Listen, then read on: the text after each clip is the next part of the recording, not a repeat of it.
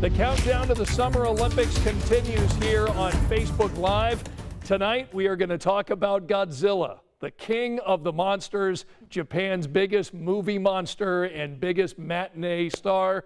We're going to take you to Tokyo tonight. I'm going to show you the Godzilla room at the Hotel Gracery, and we're also going to preview the special report you're going to see on 13 News at 11 o'clock as I take you inside the secret warehouse where all the Godzilla movie memorabilia is stored. That's part of a big story coming up tonight on 13 News at 11. Great to have you along here on Facebook inside the comfy confines of the Channel 13 studios.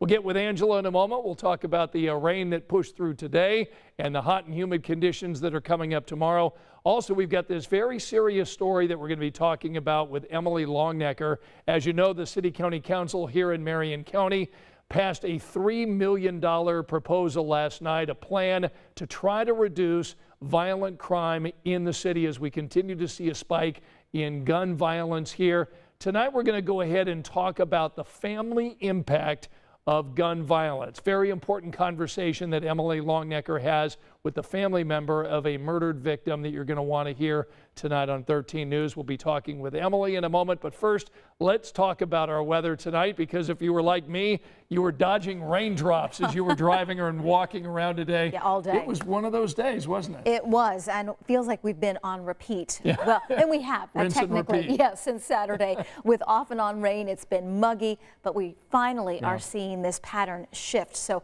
all of the rain that you've been dodging the last couple of days is finally making a move to the East Coast. We've got somewhat drier air arriving. It's still going to be rather muggy, and it's going to be plenty hot the next couple of days. We're just not going to be dealing with the off and on rain and storms. You can see as we widen the view on the radar, they've got some storms near Cleveland, also rolling through portions of New York and Pennsylvania. That's where we find the severe threat for tonight. Tomorrow, the only thing we're concerned about is a little heat. So your pets may need some extra shade and water, and you maybe too. 68 at 8 a.m., 82 at noon, and we're going to be close to 90 degrees for the next couple of afternoons. So those are the big weather headlines. We get a break from the rain, and we heat back up close to 90. But the big weather, or the big headline, I should say, from the comfy confines of our studio, we're no longer comfy. Do you think the bosses watch? Because they took our couch. I know, they did take the couch. Took it out. I haven't seen it. No, it's not even. We're here in the weather center standing up. It's not even in the dock. So I don't know where the couch went, but I don't know if we can get our Facebook friends to sign a petition to bring the couch back or come up with ideas. Weigh Lawn in. chairs, What do you think we ought to be doing? recliners.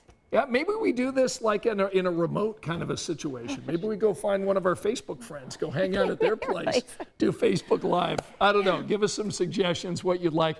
You know, we talked about stools. We talked about our new set. The stools are uncomfortable and they swirl. Yeah. So that's not good unless you want to see us spinning around on stools. Yeah. So we've got to come up with something. I know. So Facebook friends, go ahead and weigh in tonight on what you think we ought to be doing, where you think we should be doing that Facebook Live. Let's go ahead, talk to some of our friends tonight.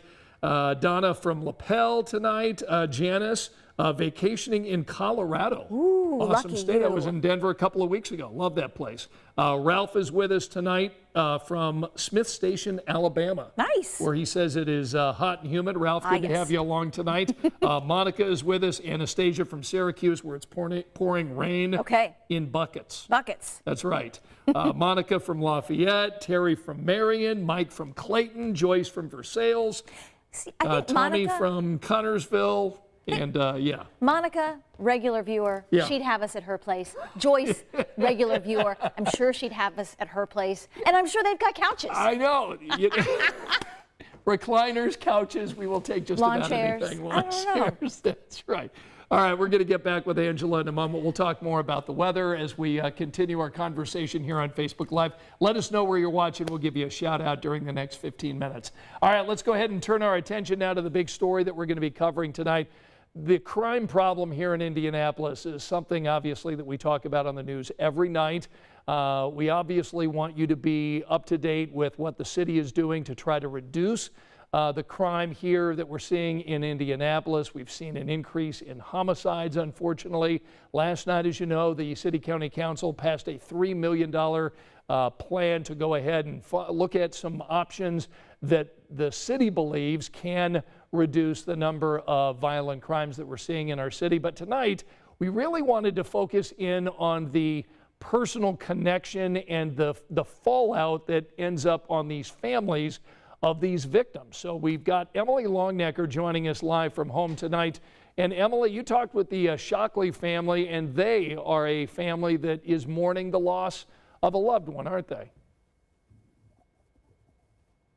They are. Their son, Jack, he was 24 years old. He was killed last August in a random shooting. He was sitting in a McDonald's parking lot having breakfast on his way to work at the Green Bean Warehouse, and he was shot in the parking lot at 25th and Emerson. And later that morning, Cheryl and Steve Shockley got the call that would change their lives forever. So as Cheryl, told me, we were blasted into a different world when Jack was murdered, and we've tried to embrace that now and speak out about gun violence, violent crime. They started a foundation called Warriors for Peace in memory of their son, which gives scholarships to kids going into a Catholic high school, kids who want to be peacemakers in their community and choose peace over violence. So they were at the City County Council meeting last night and spoke before the vote. And talked about their son and all the things that they miss about him, and what it's like to be a family struggling after you're a victim of a violent crime. What do they think, Emily, should be done in our city to try to reduce violent crime? Are they pleased with what the City County Council passed last night? Are there other things that they think the city ought to be doing? I mean, they say it's a start. I said, what's the answer? And Mr. Shockley said, Emily, there's really no one answer.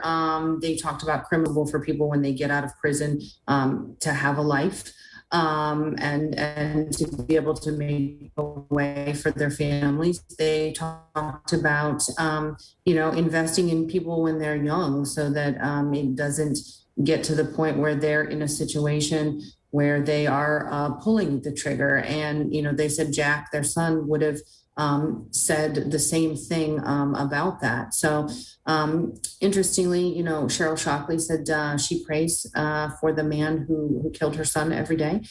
So they're a faith-filled family. So it's a bit of, they said it begins and ends with prayer, but in the middle, they said there needs to be an opening of hearts amongst people. But they really talked about, helping people. They talked about the root causes of crime, poverty, unemployment, food deserts, these kind of things, and where people are in desperate situations and what leads them to that point. So, they had a lot of thoughts for sure. Yeah. Emily, that's an important story that our viewers need to hear, and we'll be airing your story tonight on 13 News at 11. Thanks so much for joining us here on Facebook Live. We'll see you tonight in about 45 minutes. Of course. Bye-bye. All right, Emily Longnecker, thanks so much. And want to encourage you to join us for 13 News at 11 o'clock as we continue that dialogue, trying to figure out what to do. What can the city of Indianapolis do? If you've got some suggestions, some thoughts along those lines, please share us with us in the comments section, and we'll go ahead and talk about that tonight on the news. All right, let's bring Angela back in and talk about the Summer Olympics. We're 10 days away now. I can't believe it. Opening ceremony July 23rd. It is going to be here before we know it, and so excited for the athletes. They're starting to make their way to the athletes village over there, and your stories have been tremendous. Oh, it's been so much fun. You feel as a viewer that you took us along with you. Oh my and so gosh. it's been great because I've never been. Yeah. And so, and this is a place a lot of people will never get to. Well, so it's awesome. Yeah, thank you for saying that. We started researching for our Olympic trip in 2017, ended up going in the fall of 2019, went over, spent a month there gathering all these human interest stories because we wanted you to, in addition to the coverage obviously about the athletes and the games, we wanted you to learn more about the Japanese culture. We wanted you to learn about the food and the people and the great places there in Japan. And one of the stories that we're going to focus in on tonight at 11 is Godzilla, because Godzilla is the biggest movie star in Japan, continues to be a force. And there is a hotel in Tokyo that offers a pretty cool experience for the ultimate Godzilla fan. I got a chance to go inside the Gracery Hotel. Check this out.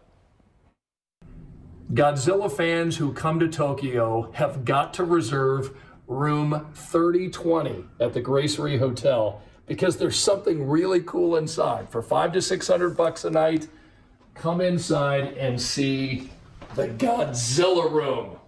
Yes, they've got an entire suite here devoted to the King of the Monsters. And there he is. Godzilla greets you as you walk in. This huge Godzilla is in your hotel room, and you can see the ground is painted as if Godzilla's actually walking on the buildings. Super cool here. Of course, you've got the TV, you've got the cityscape here, sort of bordering the hotel room, which is too cool. Here they give you some Godzilla gifts.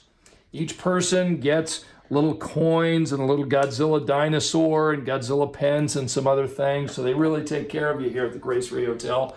But the coolest part about it, check this out. The huge Godzilla foot is above the beds.